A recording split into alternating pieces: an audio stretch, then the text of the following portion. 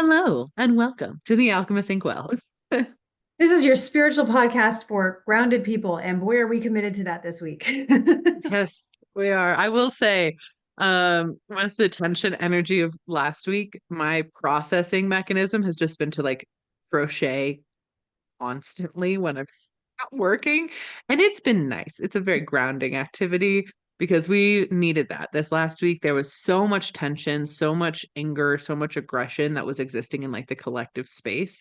But Mhm. it was literally exhausting, like on just a deep energetic level. It was so tiring. Yeah, I spent all of my free time last week in books, whether they're textbooks or fiction books, and in video games, where Yeah. I actually feel like I have control. That being said, also books. The whole time I was crocheting, I was just listening to books. So it's Right. just like meditating and crocheting. Actually, you can show the podcast what I made. Should we Mhm. do that? It's Okay. adorable. I Here, cannot believe how like quality it is. It's so good. thank you. Hold on, I gotta grab it. Podcast seeing my butt. Okay. Look at him. He's so precious. Oh my gosh. If you're listening, I made a pink and purple Lisa Frank style Baphomet, That's but he's a exactly crocheted little stuffy. with the longest tail you've ever seen. Yeah. Yeah. It's so cute and it was so fun. And now I'm making a whole bunch of them and like fuzzy ones and stuff too, because it's everything I'm about. Let's take these scary and make it pink and baby. Yes. Love that. So anyway, that was my coping mechanism with the energy of this week because it's been a lot. It's Yeah. been a lot. Or last week. Here, you can sit next to me. Hermes is on a little throne, so the pink Baphomet can be in a little room too. I Oh, have like a cup holder that's like attached essentially to my desk and it like rotates. And so Hermes is sitting in my rotating cup holder. that feels right. I know, right? It's a nice place of honor for the hamster.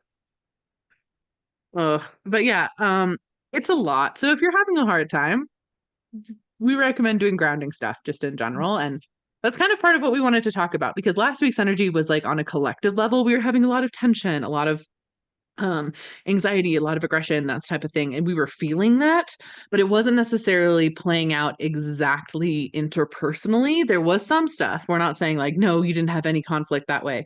However, this week really is like conflict with your deep people, like your people that are your people, your soul family, the people that are around you. It's a Mhm. lot of tension there. So that was one of our intentional topics we really wanted to dive into this week on the podcast because Yeah, and I think that's no fun. no, and I think what we're probably finding is last week you had feelings about the way the world was working, and this week you may find that the people around you have feelings that are different than yours, and that you guys are headed towards conversations that may have some tension to them about sort of the way someone else sees things and the way you see things.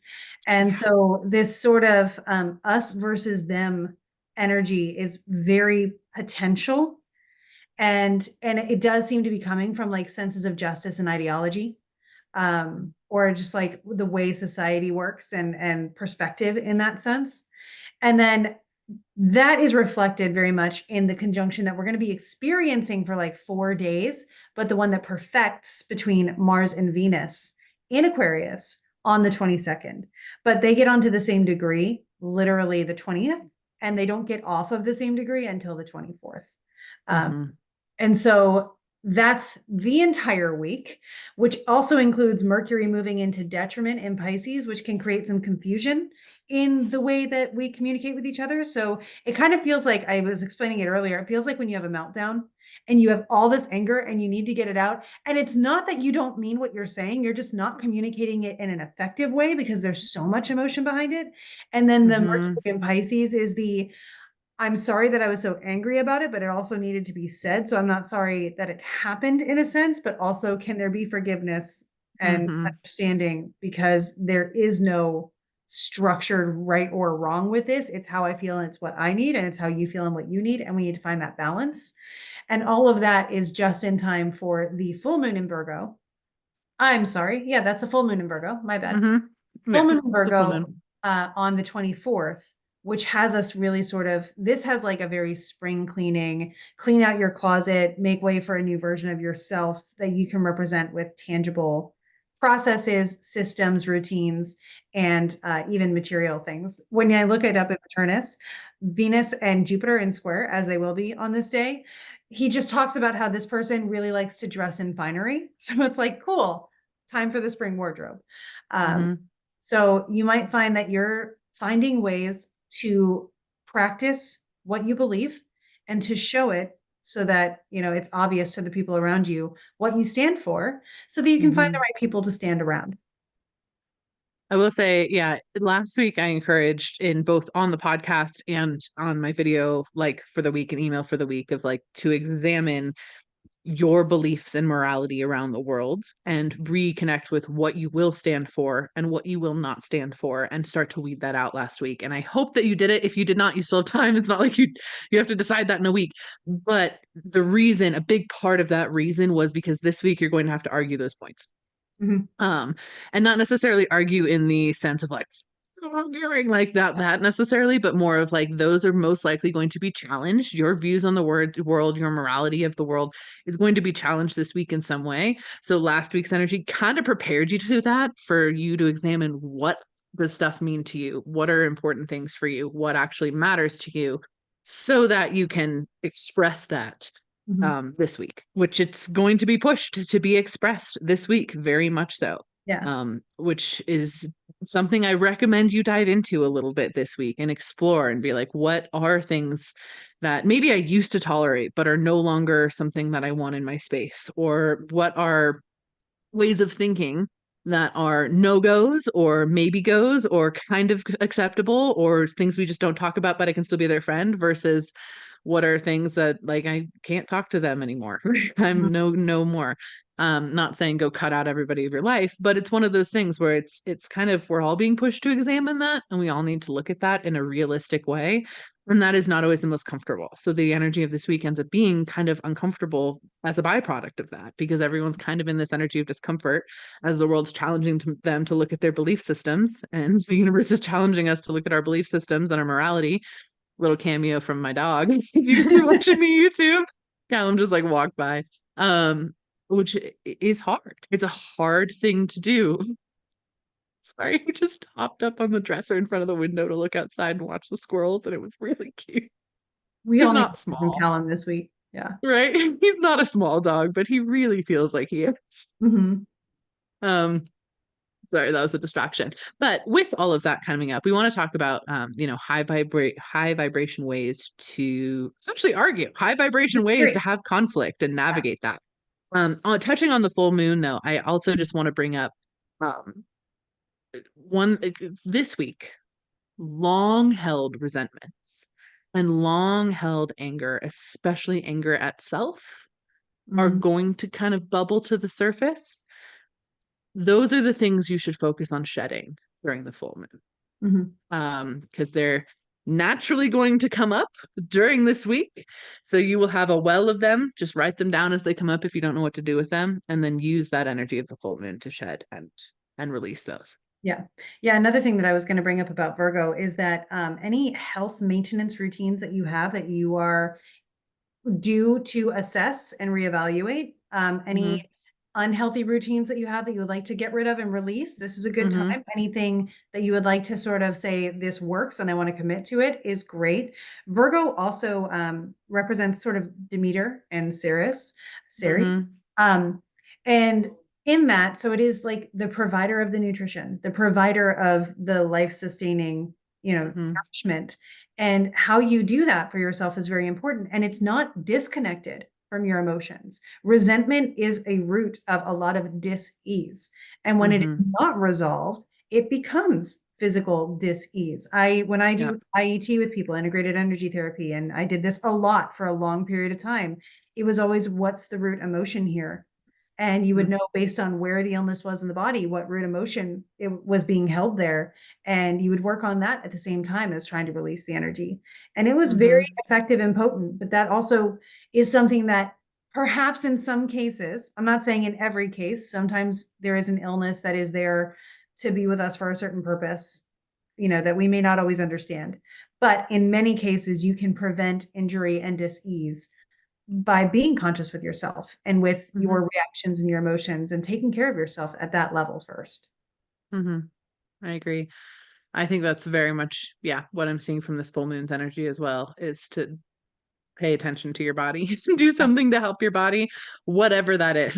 Yeah. It's I just mean, like, a couple months ago, resentment that I had been trying to avoid even having or acknowledging mm-hmm, really messed with my body for a while.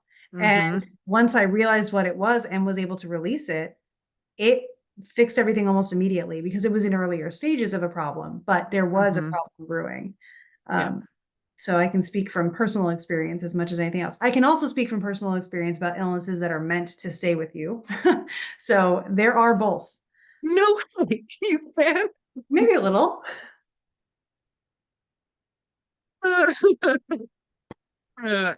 Just a smidge. just a bit, but Yeah. You can also speak to strong arming those illnesses though. which may or may not be effective. I don't know if that's like one of my No. strengths or one of my flaws. Yeah. Uh-huh. Yeah. I will say too on that notion, if your resentment is with your body, I would do extra stuff Mhm. um for this full moon because if you're having a specific resentment against your physical being, then I would talk to that physical being this full moon or sometime this week and give your body some love, Yeah. whatever that looks like. If that's taking a bath, amazing. If that's going for a hike, amazing. If Mhm. that's just dressing up the way you want, fantastic. If it's getting a new tattoo, wonderful. Whatever it is that you feel like is a way of showing some of that love to the physical being, it's a good idea. Yeah. Yeah, I Especially.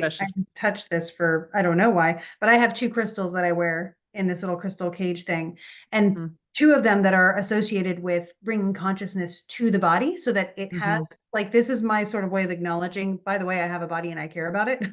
Mm-hmm. And that can be like as far as you go. You don't have to be like, I have a body and I love it.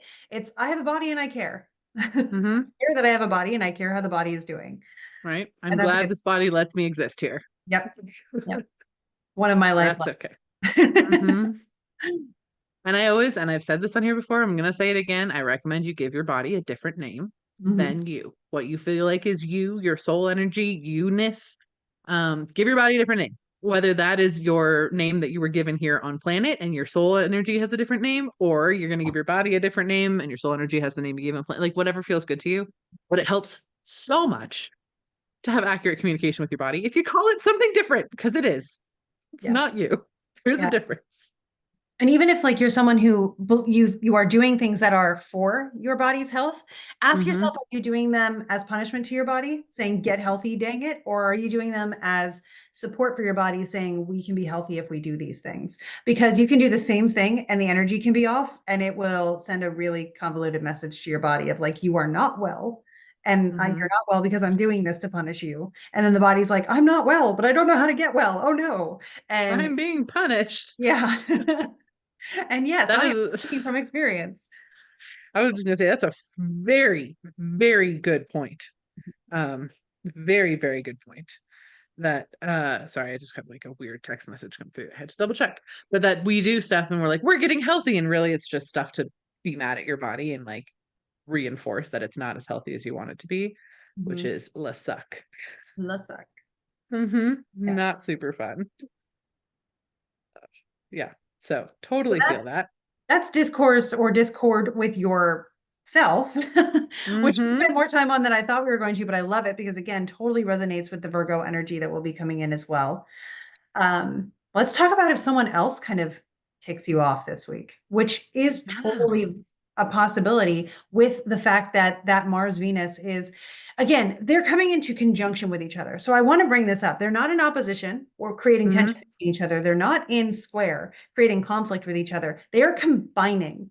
When you look at the ancient references, they don't really say whether a conjunction is malefic or benefic. It depends on Mm-hmm. the nature of the planets involved. We have the lesser benefic and the lesser malefic coming in. So typically you might think this is like a yin and yang situation where there could be balance. And that's what I think is a great way of consciously working with this. Where is the balance? Because you will Mm-hmm. represent one thing, the other person or entity or energy will represent another thing.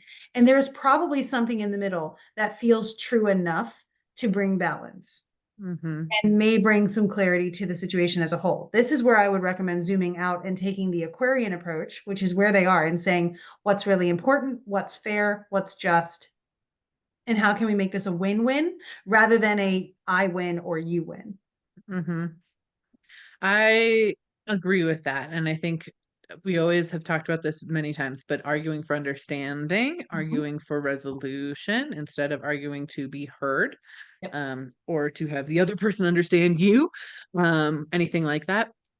However, with the nature of this week, that is a big freaking ask. And I know that. With the energy around us, it's going to be one of those things where you're going to feel first and think later. Mhm. With that, the highest vibe way then to handle things, as long as you have the space to do this. Because I do want to say it does depend on the space. Like if you're having an altercation at work or something, or your boss calls you into their office or something in that sort of space, like you're going to have to just go with your gut and trust your intuitive, but get as detached as possible from the emotions before you speak. That is the best. That doesn't mean you're not feeling them. It means, okay, I'm going to talk not from this emotion space, but I'm going to talk from higher self space. I'm going to talk from body space. I'm going to talk from mind space instead of the emotional response space. Even Mhm. if you just do that tiny little check in with yourself before you speak, it's going to help a ton. But if you have a little bit of space, especially because this week's energy is really pushing us towards conflict with partners, conflict with family, conflict with close friends, conflict with, your people, your core group. And not necessarily conflict like we're all mad at each other, but conflict in like maybe idea or things that you maybe haven't ever expressed to that person that really need to come out. And this week is like, you should talk about that. Try to write it down first. Mhm. I cannot stress that enough. If you need something tangible to do with all this stuff that you're feeling, try to write it down first before you communicate it to somebody else. Or vent it out first, whether it's to a person that you're not having that conflict with, or literally just out loud to yourself, walking around while you're cleaning. Get it out of your head first before you ever try to communicate it with somebody else. Mhm. It's going to make it so much more heard. It's going to take that edge off of the emotion. It's going to ground you down, and it's going to show you places where, yeah, you're totally right to be feeling this. And this is the core center of the conflict. And other places where it might be like, are you just reacting a little bit differently than you would ordinarily react because the energy of the week is prompting you, or because you have an old resentment from a previous relationship, or whatever it is?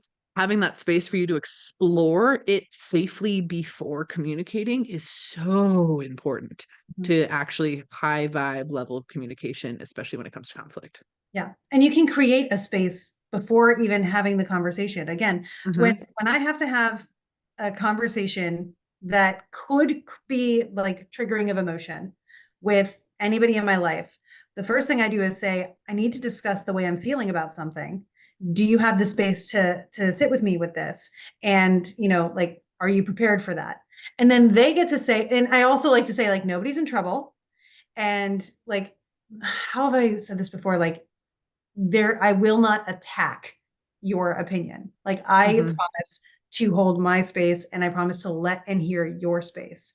And when you create that sort of understanding, the person feels safe enough to be able to listen, and they Mm-hmm. feel like they can speak their piece so that they can also be heard, which creates that potential for understanding. So again, just sort of kind of laying the energetic space down and saying, I need to talk about how I'm feeling, and I want to know how you are feeling, and if what Mm-hmm. I'm feeling is founded in truth and we need to discuss it, or if I'm misinterpreting a situation or something like that. Going very cerebral with it and kind of being aloof about it, the Aquarian style, does help, as long as you also can address that, like, I feel this way. I recognize that I feel this way and that this is what makes me feel this way. What do we do about it? How do we strategize together on this? Mm-hmm. Yeah. And that's a really valuable point. And I do think holding that sacred space within conversations is super important. And we forget that a lot of the time because we are easy. Humans by nature are easy to trigger. Yeah. Humans by nature are easy to poke and get reactions from. And so we have, I think, some inherent fear around setting that space a lot of the times because it feels like we're poking someone initially, or they're going to poke us if we do that. But it helps so much if you can hold that space for yourself first to be like, hey, I need to talk about how I'm feeling, and just use the I'm feeling words and not, the the aggressive words or blamey words or anything like that. It's just like, I'm feeling this way. The other thing I will say too, and I use this tool all the time, going more into like the woo-woo sort of space of all of this. I highly recommend if you're like, okay, I really, something just, I'm so mad at my partner right now. Something just happened. Ask if it's in my highest and best to talk to them about this. Please show me a validation or muscle test. Is it in my highest and best to talk to them about this right now?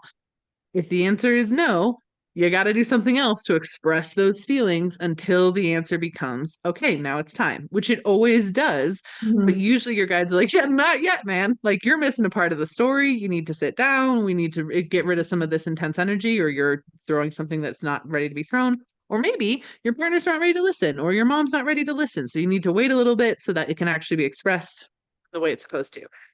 They don't ever make you not express things that matter.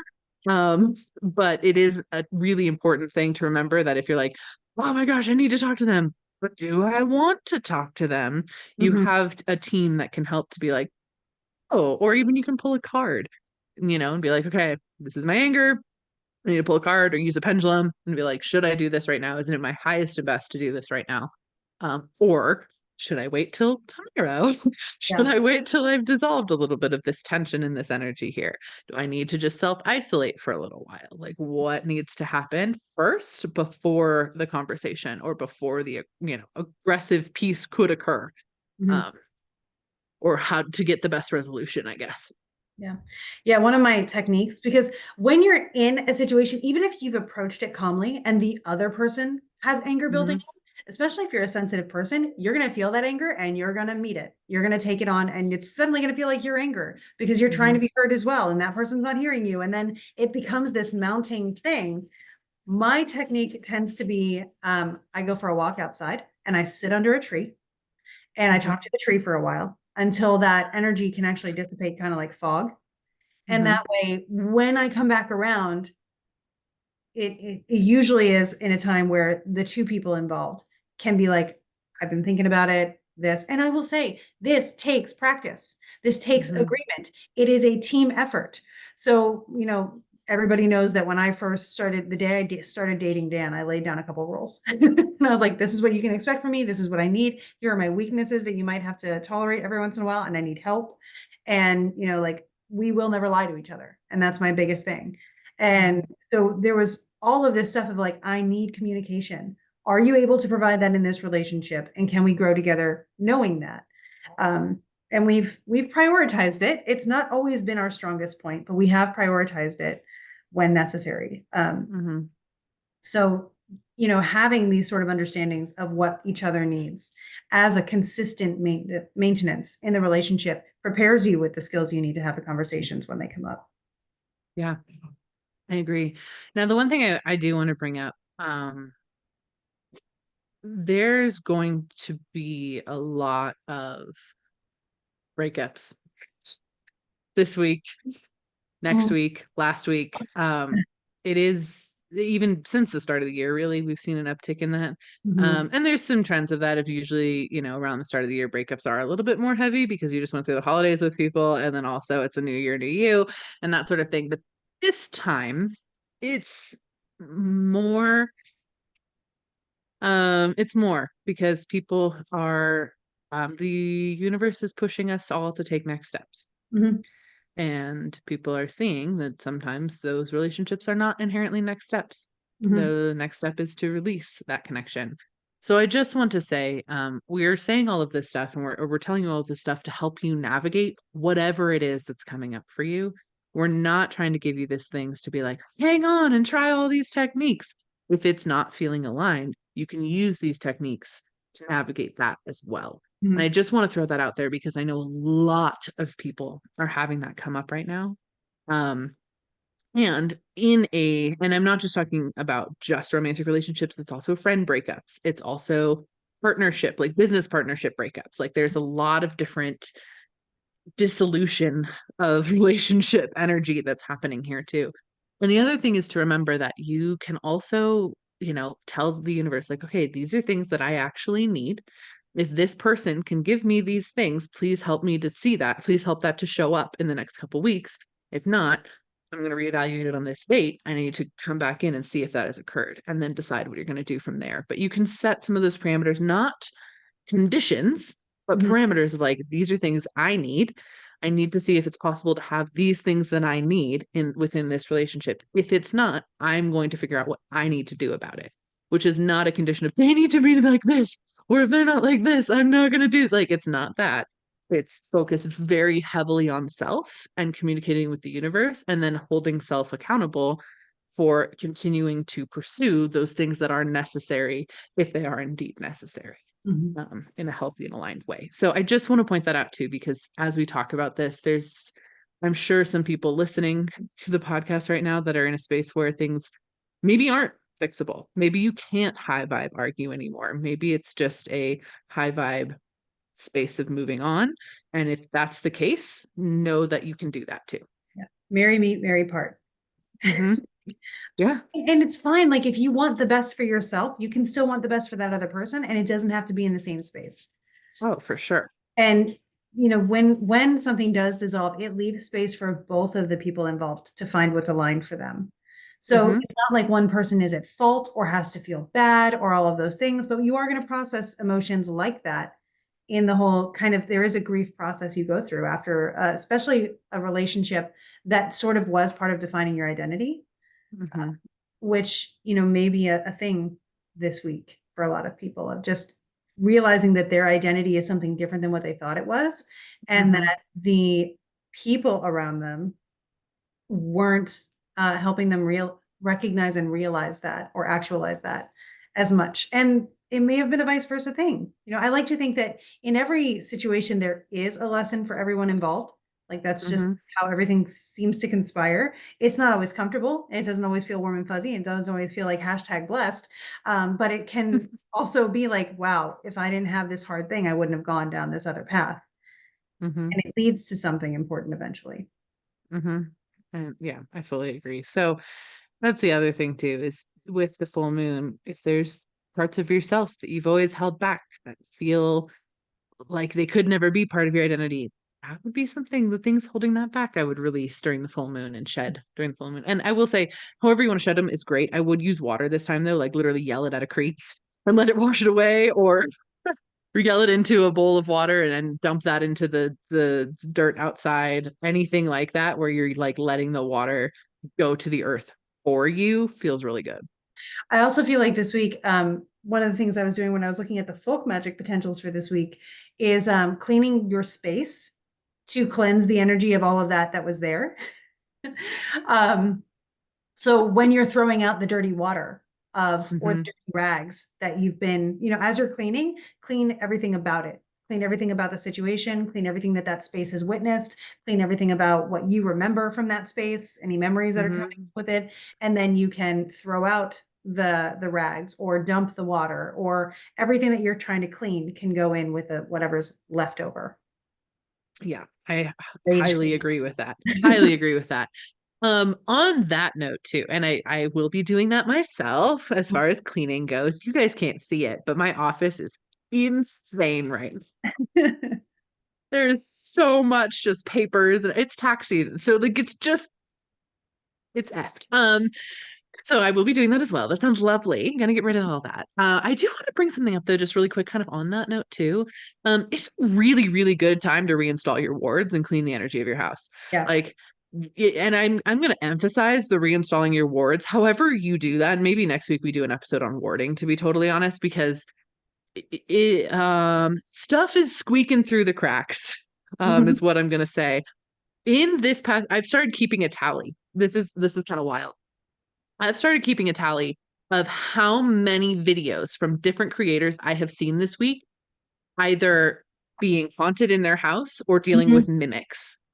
There has been the strongest uptick in like recording recorded haunting level energy when they're just shooting a video about something else and then something else comes in, and like it's like it's 6 or 7 now in the last couple of days, and I'm not even on that side of TikTok typically. I know that sounds weird because like I'm a spiritual creator, but I'm really not. Because there's a lot of stuff on that side of TikTok that I hate, and it just makes me want to respond to that. My whole page would end up being response to things about new age spirituality that I hate. So it's beside the point. But it has been such a drastic uptick in creators that don't even create that type of content.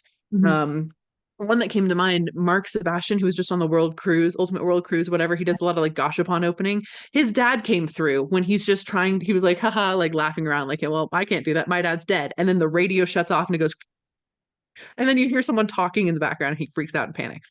And he's not a creator of anything like that. So that was like one example, but there's so many that I've seen this week. And that's just because stuff is sneaking through. The amount of spiritual energy that we have now around us is so much higher than it was even 4 months ago.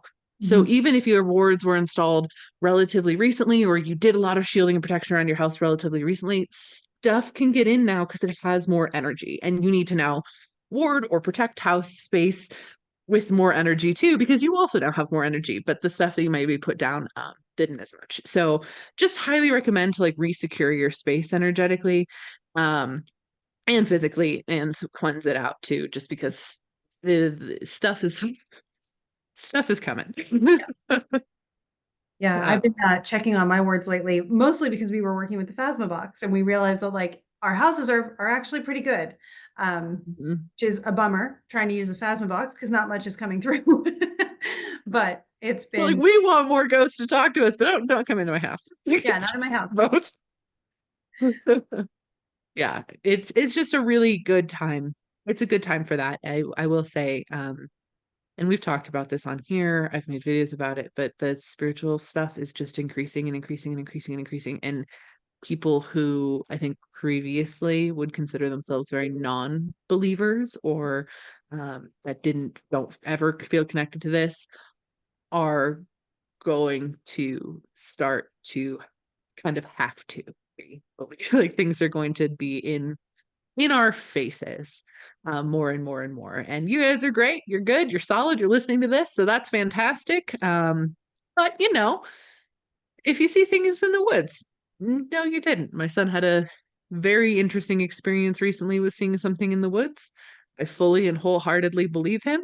I will say it was terrifying, and I know the other kids that also saw this thing's parents' advice was not my advice because I'm sure they were like, "Oh, sure, you saw that. Okay, whatever."